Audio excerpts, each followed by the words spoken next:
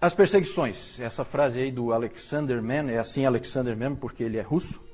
Também foi um mártir esse Alexander Mann. Ele disse o seguinte: nenhuma criatura viva, exceto o homem, é capaz de assumir um risco, e até mesmo o risco de morte, por causa da verdade. Milhares de mártires que já viveram são um fenômeno único na história do nosso sistema solar.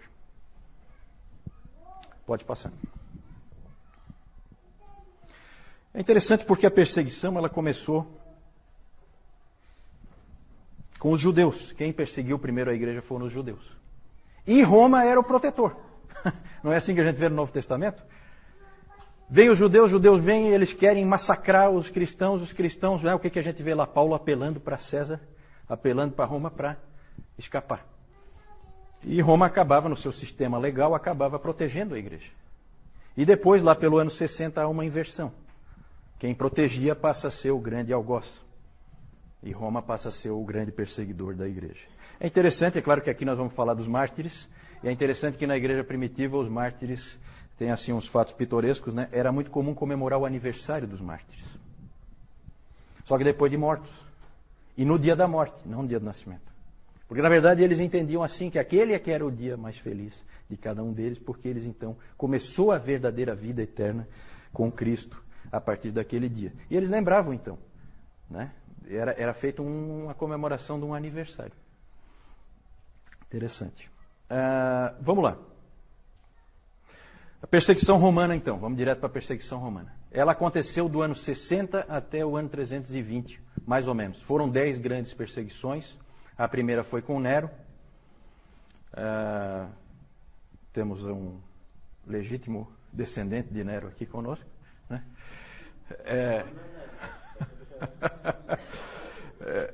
E aí nós temos as 10 perseguições, então. Nero, Domiciano, Trajano, Marco Aurélio.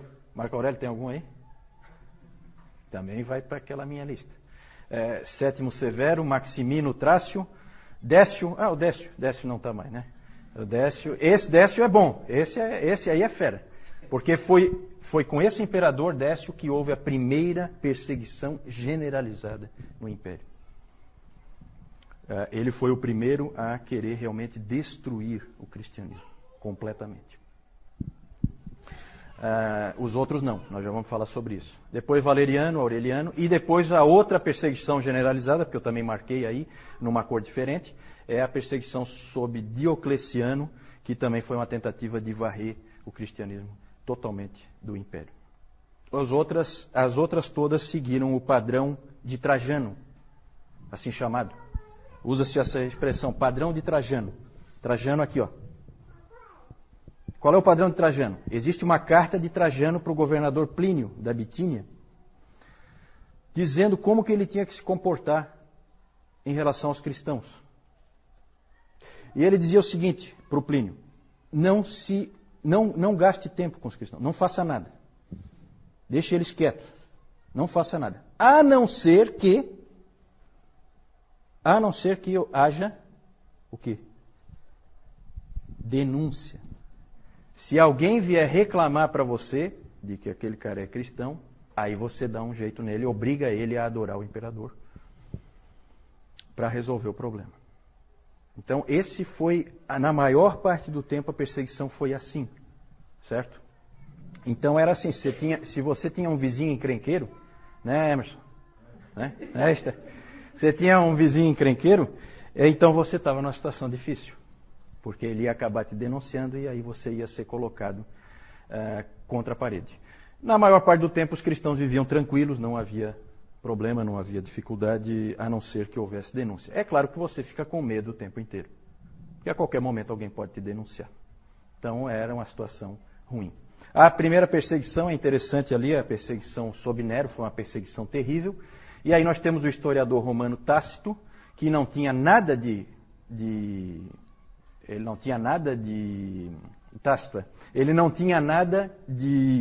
amigável em relação ao cristianismo, ele não é amigo do cristianismo, de jeito nenhum, mas ele descreveu o que aconteceu. E é interessante o que ele diz, né? Horrível, na verdade. Cobertos com peles de bestas, os cristãos eram rasgados por cães e pereciam. Ou eram pregados a cruzes, ou consumidos por chamas para servirem como iluminação noturna nos jardins de Nero. Então o Nero ele usava os cristãos como tocha, só isso, para iluminar os jardins dele. Colocava peles em cima, peles de animais, né, em cima deles, para que os cães rasgassem eles em pedaços. Então vocês têm ideia do que esses nossos irmãos sofreram. Nessa perseguição morreram 2 apóstolos importantes em Roma. Quem? Pedro e Paulo, né? Pedro e Paulo. Esse Nero tem um lugarzinho especial para ele no inferno. Esse está tranquilo. Esse com certeza não tem nenhum aí não, né? Então tá. Essas perseguições, gente, muitas pessoas permaneceram firmes e foram para a morte. Tá? Mas não vamos nos iludir. Muitas pessoas também cederam. Muitas pessoas não foram fiéis, não conseguiram ter a coragem de dar a própria vida. Até porque, como eu falei para vocês, cultuar o imperador era um ato simples, que você fazia com a maior tranquilidade, não tinha muita dificuldade. Era uma questão de consciência você fazer ou não. Pode passar? Já falei. Também já falei do Décio. Vamos falar. Eu vou colocar alguns exemplos rápidos, não temos tempo para ficar, né? As histórias são histórias maravilhosas. Se vocês tiverem tempo de ir atrás dessas histórias, são histórias muito bonitas desses mártires do passado. Nós temos a história de Perpétua e Felicidade, que existe o Diário de Perpétua. O Diário de Perpétua, que depois que ela morreu foi completado, né? Mas é provavelmente o escrito mais antigo de uma mulher cristã. É o Diário de Perpétua. Ela morava em Cartago. Foram presos 5 catecúmenos. Você sabe o que são catecúmenos? Nós vamos falar mais sobre isso depois, tá? Eles foram presos 5 catecúmenos. São pessoas que não foram batizadas ainda. Eles foram presos, 3 homens e 2 mulheres. Perpétua era uma mulher de uma família nobre, 22 anos, tinha um filho. A Felicidade era escrava dela, estava grávida de 8 meses, e elas foram presas numa dessas perseguições. Eu acho que foi na do Décio. E aí é muito comovente a história do pai da Perpétua levando o filho lá, tentando convencê-la, mostrando o filho, falando para ela, pensa na tua mãe, pensa no teu pai, pensa no teu filho. Não é tão fácil. O pai dela ia lá. E ela então chegava e dizia e falava para o pai, você está vendo esse pote de água aqui? Estou vendo.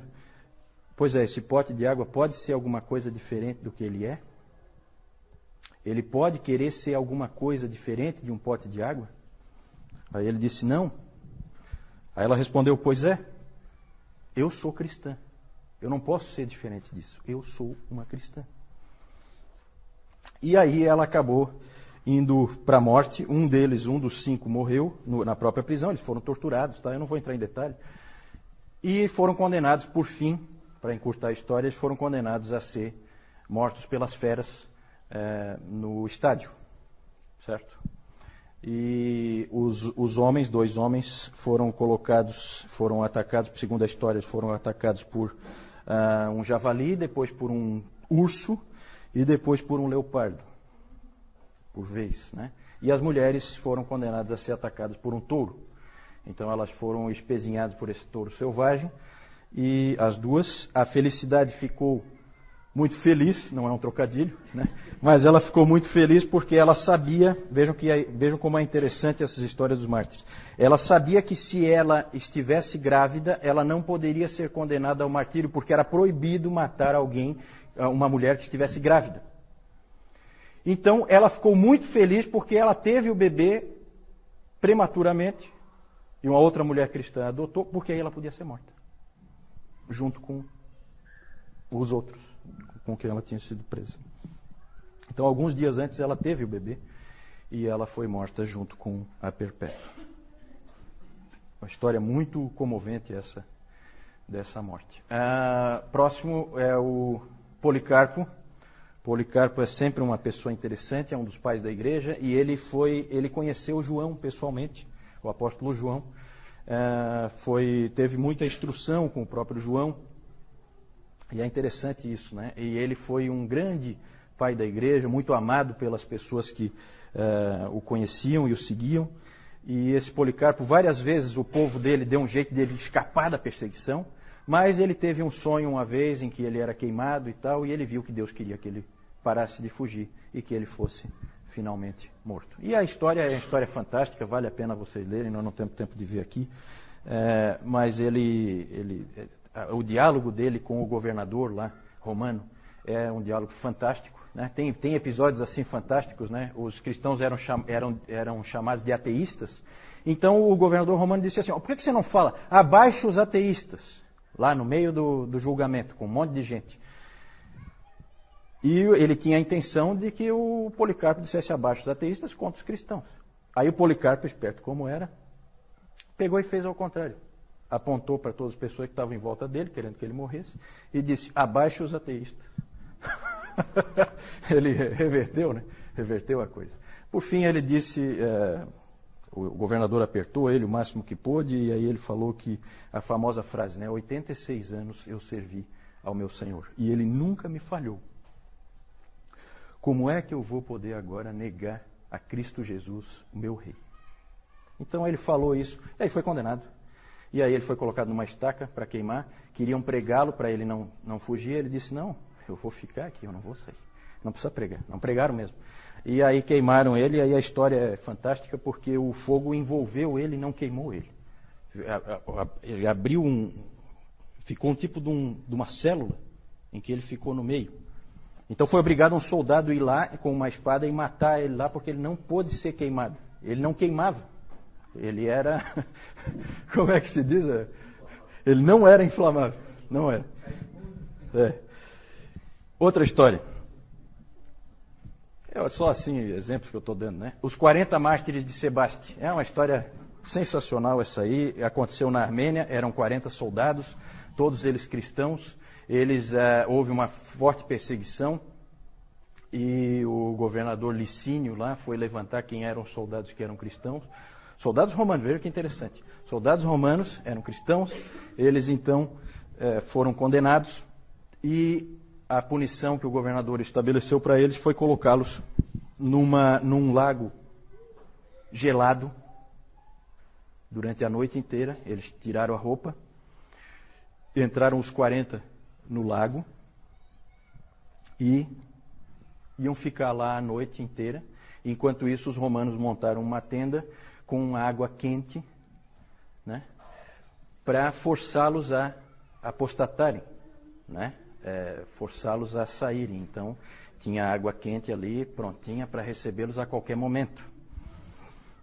E era então uma prova, era uma tentativa de fazer eles apostatarem, que era sempre o alvo dos romanos. Os romanos nunca queriam matar ninguém, eles queriam que apostatasse, queriam que deixasse de ser cristão. E aí é muito interessante porque esses 40 mártires entraram e alguém puxou lá, começaram a cantar. E começaram a cantar assim, 40 bons soldados, 40 mártires de Cristo. Começaram a cantar, cantavam todos juntos, né? Imagina 40 homens cantando isso, dentro de um lago congelado. E a noite ia passando e tal, de repente um deles fraquejou e saiu. E foi lá para a aguinha quentinha, a aguinha morna, né? Aí, sabe o que aconteceu? Eles estavam cantando, aí eles assim, 39 mártires, 39 soldados de Cristo. E o guarda deles, vendo isso, ficou tão impressionado, ele já estava, né, sob uma forte impressão. O guarda que estava cuidando deles tirou a roupa e entrou lá, para ocupar o lugar do outro. Aí a música, 40 mártires de Cristo, 40 soldados de Cristo, né? E eles morreram ali. É muito interessante porque tem os nomes deles registrados, o nome dos 40. Hoje a gente tem os nomes deles. Quem tiver o nome ali, escapa daquela minha lista. Tá? Vamos lá. Razões da perseguição. Aí é bem interessante. Acusações de todo tipo contra os cristãos. Acusações de canibalismo. Por que será, hein? Canibalismo, hein?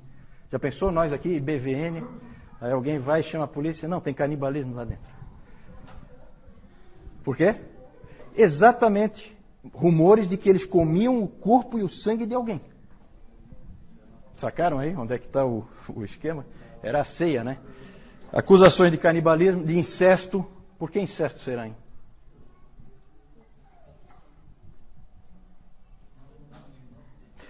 Porque chamavam de irmão, irmã, né? Então era casado com a irmã. Falta de patriotismo. Falta de patriotismo porque não adoravam o imperador, não participavam de diversas festas cívicas, porque essas festas sempre tinham imoralidade no meio, sempre tinham culto aos deuses no meio, culto ao imperador. Então eles não eram patriotas, eram considerados avessos ao Império Romano. Ódio à raça humana. Ódio à raça humana. Essa era uma acusação que tinha também, porque eles eram considerados antissociais. Tácito disse que eram pessoas tremendamente antissociais, não participavam das atividades sociais, não participavam das festas.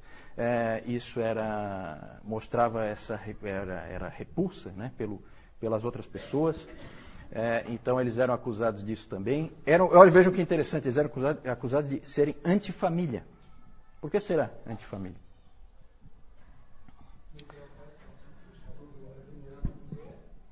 Não é porque... Tipo o que a gente viu ali a história da Perpétua, né? Certo?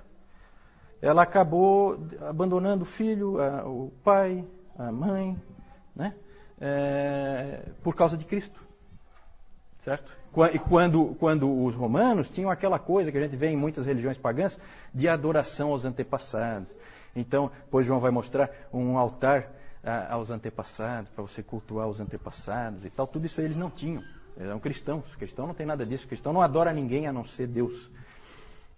E eram acusados como de serem a causa de todas as catástrofes possíveis e imagináveis. Tudo de ruim que acontecia era culpa deles, dos cristãos. Tudo, tudo.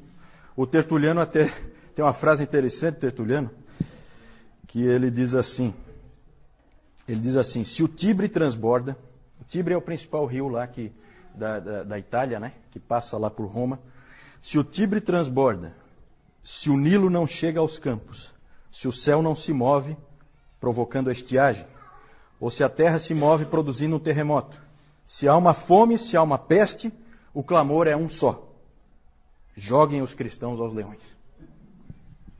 Era assim que a coisa funcionava. Sempre a culpa era dos cristãos. Conforme o Império Romano foi declinando, isso foi piorando bastante para o lado dos cristãos. Certo? Que aí era a culpa deles. O Império vai mal, culpa da presença dos cristãos. Acusado de pobreza, né? Minúcius Félix disse que na verdade isso aí é motivo de orgulho, não é de... Mas naquele tempo era motivo de acusação. E a mais estranha de todas, acusado de ateísmo, como nós vimos na história do Policarpo. Por que será em ateísmo? Eles adoram um Deus que é invisível. Deus invisível não conta. Na cabeça do romano, Deus invisível não conta. Né? Então, adoravam um Deus invisível. Né? E adoravam um homem. Então, ateísmo. Então, acusações bem estranhas. Mas o principal, o que mais pegava mesmo, é o próximo aí, que é a recusa em adorar o imperador. Ali pegava. As outras acusações até dá para encarar. Mas é evidente que Roma tinha uma preocupação com esse tipo de atitude, de não adorar o imperador, porque a adoração ao imperador era vista como uma coisa patriótica, cívica. Se você começa a ir contra isso, você, na verdade, está colocando o império em risco aos poucos. É um que não quer, outro que não quer, daqui a pouco ninguém quer. Então, havia um medo do império. Então, isso aí foi uma das principais causas de morte para os cristãos nessa época. Pode passar. Mais tarde, eles passaram a ser perseguidos só por terem o nome de cristãos. Aí já é coisa do preconceito mesmo. Todo mundo passou a odiar os cristãos provocam todas as catástrofes que acontecem. E aí, no segundo, no terceiro, no quarto século e no quinto século também, era muito comum, sempre em todos os cultos, eles liam esse texto de 1 Pedro 4,16. Mas se sofrer como cristão, não se envergonhe disso, antes glorifique a Deus com esse nome. Porque você está sofrendo só por causa do nome, mais nada. Só porque você é cristão. E isso foi o que acabou acontecendo mais tarde. Pode passar? propósito que os romanos tinham com a perseguição, principalmente a apostasia, e acabava martirizando os obstinados, os que não cediam. Certo? Vamos adiante.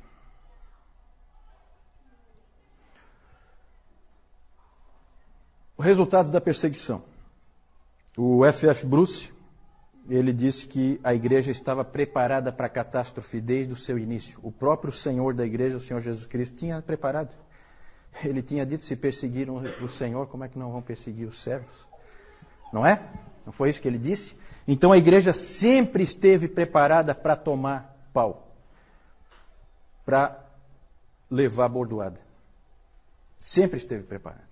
E isso pesou muito a favor da igreja. Ela se fortaleceu em meio à perseguição. Ela, na verdade, foi purificada. Vocês podem imaginar que nesse tempo não tinha muito cristão nominal. Quem é cristão de verdade. Não é cristão só de nome, né? Porque não é fácil ser cristão nessas condições. Não é nada fácil. E então provocou uma purificação da igreja. A igreja era muito pura nessa época. E também provocou a extensão da igreja, aquela frase do Tertuliano, o sangue dos mártires é a semente da igreja. O interessante aí é que chegou uma época, a igreja estava tão preparada para a perseguição, que chegou uma época, gente, que as pessoas começaram a buscar o martírio. Aí os presbíteros, os líderes da igreja, tiveram que segurar essa turma, porque o cara começava a querer ser morto. Tinha gente fazendo de tudo. Aí era aquela coisa, é por denúncia, então eu mesmo vou me denunciar. Já que eu não tenho um vizinho mala, como alguns irmãos aqui têm, né? Eu mesmo vou lá me denunciar. Então, começou a ter esse tipo de situação. E um fato pitoresco é o Orígenes, né? Alguém já ouviu o nome do Orígenes? Orígenes é um dos pais da igreja também. E o Orígenes, o pai dele, foi martirizado. E aí o Orígenes era jovem, gurizão, também queria ser martirizado por toda a lei. Não, meu pai foi, eu também vou. E fazia de tudo para ser martirizado. Aí a mãe dele teve uma ideia. Escondeu toda a roupa dele. Aí ele ficou com vergonha de sair na rua pelado. Então aí ele acabou escapando do martírio, né? A mãe dele foi esperta, achou uma solução prática, escondendo toda a roupa dele. E foi muito bom, porque o Orígenes depois foi um homem extremamente útil para a igreja, né? Foi um homem que fez muita diferença para a igreja. Depois nós vamos falar dele, um cristão de Alexandria. É importante, para terminar essa parte das perseguições, é importante a gente lembrar de algumas coisas, que nem sempre a perseguição fortalece a igreja. Às vezes a gente tem essa ideia, né? Às vezes tinha gente que às vezes falava, aí a gente ouvia aqui no Brasil, alguns líderes aí dizendo, era bom que viesse uma perseguição para purificar a igreja e tal, né? Cuidado, gente. Tá? São muito bonitas essas histórias, mas eu tenho certeza que nenhum de nós queria estar ali.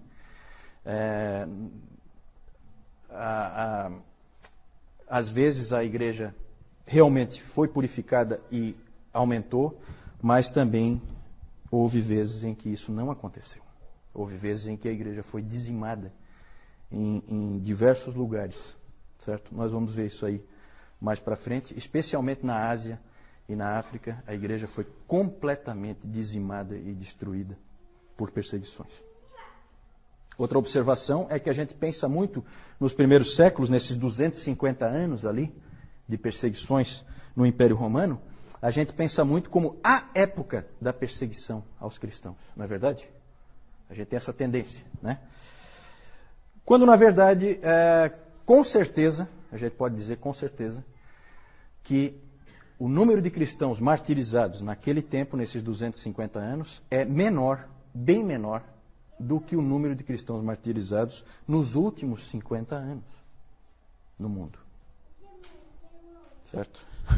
Então a gente não pode esquecer nunca, gente, da igreja sofredora hoje. Aqui, como nós vemos aqui, isso aqui é o Coliseu, tá? Aqui são os cristãos que eles vão ser sacrificados pelas feras. Aqui a gente pode ver um leão saindo aqui. O que acontecia? Eles deixavam vários dias os animais sem comida, para que quando eles entrassem não tivessem escapatória. Eles já iam atrás de comida. E a comida aqui seriam os cristãos. E se nós olharmos aqui, isso aqui são, o que o Juliano falou ainda há pouco, cristãos pendurados aqui, servindo como iluminação para o estádio aqui. Então, além dessa carnificina aqui, ainda tinha outra coisa aqui bem parecida. E o causador disso tudo aqui foi aquele que o o Nero, que não tem ninguém aqui com esse nome, né? Pode. Então aqui nós vamos ver, de lá para cá, o Nero, meio esquisitinho ele, né? Domiciano e Trajano. São pessoas muito que a gente devia evitar os nomes. Né? Próximo. Lá também nós temos Marco Aurélio. Nós temos Sétimo Severo e Maximino o Trácio. Não é o Trácio, não é o Tácio. Nós temos lá aquele também que foi bem mencionado, Décio, lá de 250. Daí aqui nós temos a efígie também de Valeriano, sempre nessa sequência aqui, né? Nós temos Aureliano aqui. Nós temos Diocleciano e aqui embaixo nós temos o Galério. Próximo. Aqui nós temos aquela história bonita que o Juliano falou, da perpétua felicidade, que por terem se mantido firmes como cristãs, elas foram colocadas lá no ringue, lá no ringue, pode ser ringue ali também, e foram, como o Juliano falou, espetadas pelos touros, tá? E apesar disso... Depois o soldado finalizava. Para a pessoa morrer, porque o animal não matava definitivamente, então o soldado ia lá e finalizava. Eu ia chegar lá. Era a próxima coisa que ia dizer. Depois disso, quando elas ainda estavam vivas, elas ainda eram espetadas pelas espadas. E aqui a gente pode ver ali a Perpétua ainda tirando a espada que ela foi cravada aqui nela. Aqui nós temos Policarpo. E aqui nós temos aqueles 40 mártires de Sebaste. Aqui já inclui aquele que saiu ou aquele que entrou. Que nós não temos. Próximo então. Aqui nós temos o altar familiar do cultos aos antepassados. E aqui a adoração do imperador. Inclusive aquele lá de Augusto ali. Era colocado aqui, as pessoas passavam, faziam reverência a ele. E aqueles que se negavam, daí eles tinham a punição. Aqui nós temos... Foi uma falha? Foi uma falha. Eu esqueci de falar, tá, gente? Que quando você sacrificava, você não, que eu espero que você não fosse sacrificar, que você ficasse firme, mas quando um cristão apostatava e ele sacrificava efetivamente ao ídolo, ou ao imperador, no caso, ele recebia o chamado libelo, que era um documento provando que ele fez o culto ao imperador, adorou ao imperador.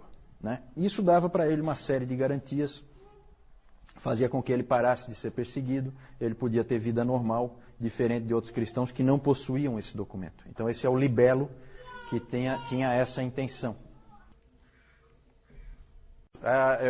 A Jussara perguntou quanto à fonte das informações que tem aqui. Né? A maioria das informações vem da palestra do David Calhoun.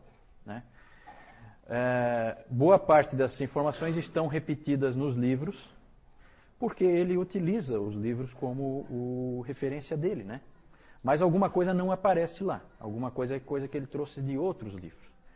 Então não vai aparecer lá alguma dessas informações. Você sabe de onde ele tirou isso? De manuscritos antigos? Na verdade, a Jussara então perguntou de onde é que ele deve ter tirado isso. O David Calhoun, ele é um historiador da igreja, ele tem vários livros publicados e ele leu extensivamente livros de história, ele lê extensivamente livros de história. Então, essas informações ele tira desses livros. né? A história, na verdade, vai se construindo. A principal fonte dessa história antiga que nós estamos vendo, a principal fonte de referência, sempre foi e continua sendo o livro, nós vamos falar mais para frente, a História Eclesiástica de Eusébio de Cesareia. A maior parte dessas informações da história antiga nós temos por causa dele, porque ele escreveu um livro de história. Ele, inclusive, é considerado o pai da história da igreja. Esse livro, História Eclesiástica, é uma fonte primária de referência. E aí, claro, tem todas as pesquisas e tal. Especialmente agora, nos Estados Unidos, está saindo um trabalho fantástico de um professor lá, Moffat é o nome dele. Ele está escrevendo em vários volumes a história da igreja na Ásia. Então é um trabalho de pesquisa muito grande que ele está fazendo. Ele está tentando resgatar essa história que meio que se perdeu. Alguma coisa o Calhoun já traz. Oi. A pergunta é sobre Nero, onde é que ele está posicionado e como que está estruturada a sequência que nós fazemos aqui do curso. A sequência, vocês vão perceber que ela não é exatamente cronológica, ela é em tópicos.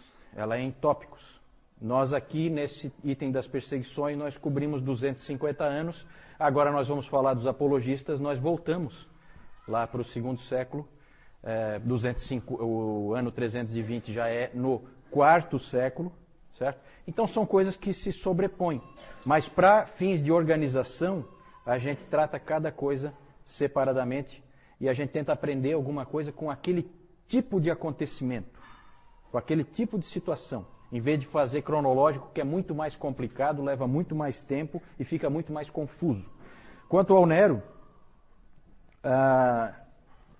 o que se crê é que o Nero incendiou Roma, mas isso aí é uma coisa que não é possível provar. Não é possível provar. E foi sim no primeiro século. Foi no primeiro século. Certo? Nero foi imperador no primeiro... interessante. Fui perguntado sobre a destruição do Templo de Jerusalém. Uma coisa interessante quanto ao crescimento da igreja é esse aspecto aí.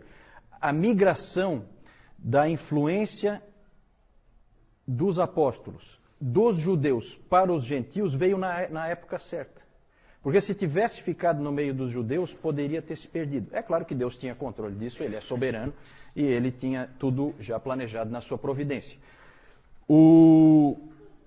Jerusalém foi tomada e destruída no ano 70. No ano 70.